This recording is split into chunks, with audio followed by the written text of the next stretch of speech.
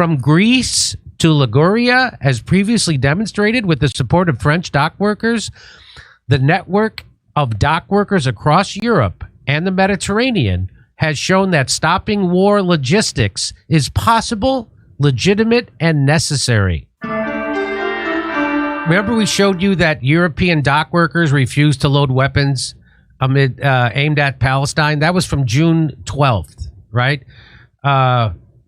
France's CGT dock workers refused to load arms components bound for Israel at the country's largest port. Well, guess who's joining them? Guess who's joining the French? The Italians. So that was from June. This is from right now. This is from August 7th, right? Yeah. It says dock workers in Italy block arms shipment to Israel. I hope they're being deported. They secured a significant win last week in their ongoing resistance to militarization and arms transfers, as shipping operators decided they would not unload military cargo destined for Israel from the vessel Costco shipping Pisces, returning the containers to their point of origin instead. We were informed, I'm a member of Costco. We were informed today that the 3 containers carrying military equipment destined for La Spezia and transported aboard the Costco Pisces will not be unloaded in either Genoa or La Spezia. That sounds like something you can't say anymore. Call somebody a Spezia? Can you call them a Spezia? Watch your mouth. The decision marks a tangible result of union action and the pressure exerted by USB. So unions actually have power in Europe, unlike in the United States. The oligarchs have dwindled the workers' power together. This outcome adds to a growing list of union-led actions across Europe in solidarity with Palestine and against the ongoing genocide in Gaza, where at least 60,000 people have been killed. From Greece to Liguria, as previously demonstrated with the support of French dock workers, the network of dock workers across Europe and the Mediterranean has shown that stopping war logistics is possible, legitimate, and necessary. Following an announcement, a planned August 5th strike was called off. However, Genoa dock workers have pledged to continue mobilizing against the arms trade. They have also announced plans for an international assembly on September 26th and 27th, which aims to lay the groundwork for a sector-wide strike. We are not alone. Our struggle unites Marseilles, Paris, Hamburg, Tangier. Trade unionists declared earlier in July. If the war comes through the ports, the response must come from the ports. The union's logistical workers continue to expand their campaign on the principle that strikes are a legitimate tool in the fight against war, militarization, and forced worker involvement in arms trafficking.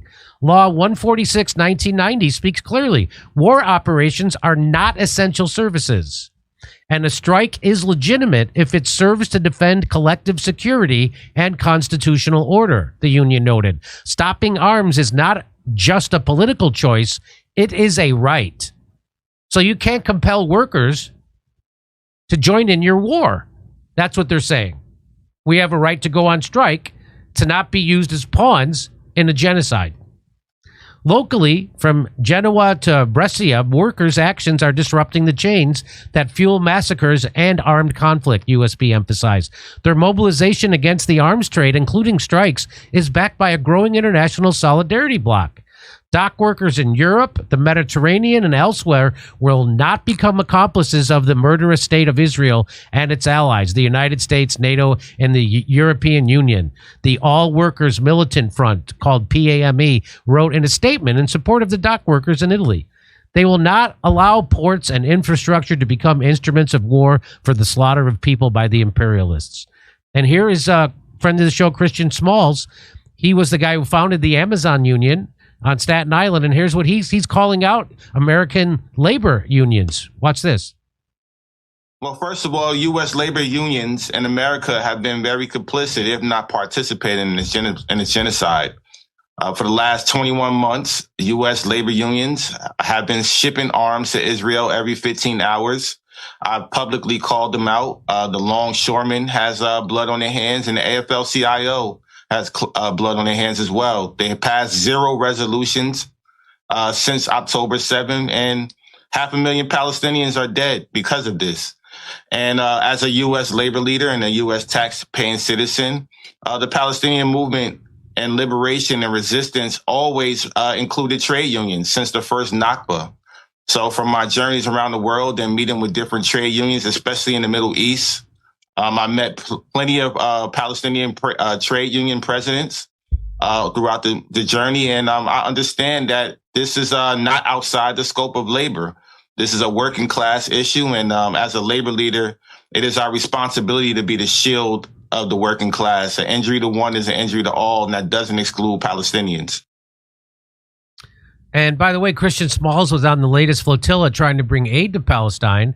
And of course, Israel intercepted that ship. And then they beat up just one person on that flotilla. It happened to be that guy, Christian Smalls. I wonder why they chose him. They didn't give him the Greta Thunberg treatment of having watched Schindler's List over and over? No. So that's great news. Good job, Italy. Good job, the Italy of dock workers. Fantastic.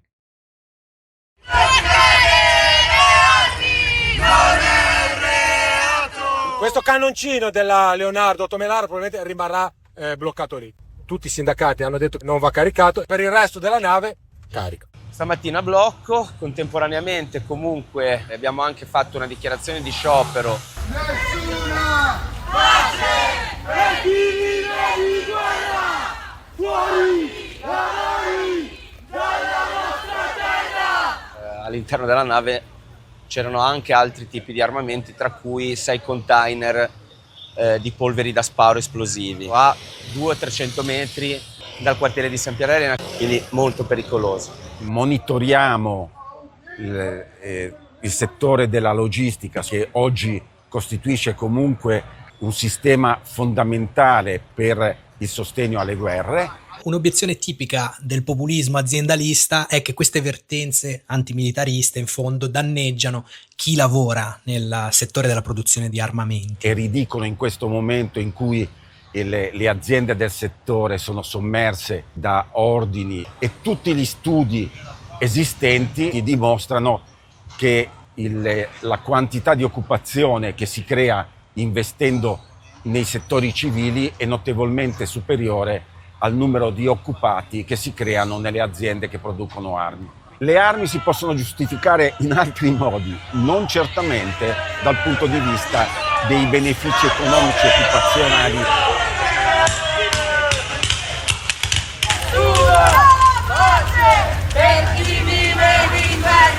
Questa volta insieme a voi si sono mobilitati anche i sindacati confederali, soprattutto la CGIL, ma resta un'area un po' benealtrista che, forse distratta in questi anni, sostiene che voi vi mobilitereste solo quando le armi sono americane o vanno verso scenari di guerra di paesi loro alleati. No, diciamo che la nostra è una lotta che va avanti contro i traffici di armi.